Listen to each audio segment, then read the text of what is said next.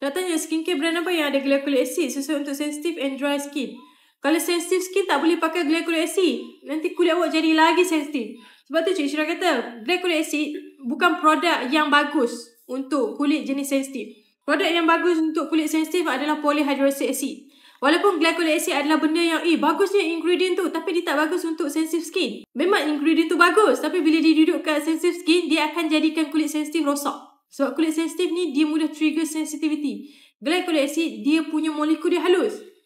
Kulit jenis sensitif dia tak boleh pakai bahan yang macam ada potensi irritate, dia meresap ke dalam kulit sampai dalam sangat. Kulit sensitif dia tak boleh macam tu. Bila dia ingredient yang dia ada potensi irritate, dia meresap ke dalam kulit dalam sangat, kulit dia akan jadi lebih sensitif. Itulah sebab kenapa glycolic acid adalah bahan yang tidak bagus langsung untuk kulit sensitif. Dia hanya bagus untuk selain kulit sensitif. Glycolic dan polyhydroxy acid dia still kulit. Dia still cerahkan kulit. Dia bebaskan sel kulit mati. Lepas tu settlekan masalah tanibam. Sama je dia buat. Cuma cara fungsi dia berbeza. Kenapa mesti cara fungsi berbeza? Sebab untuk menyesuaikan dengan jenis kulit tu.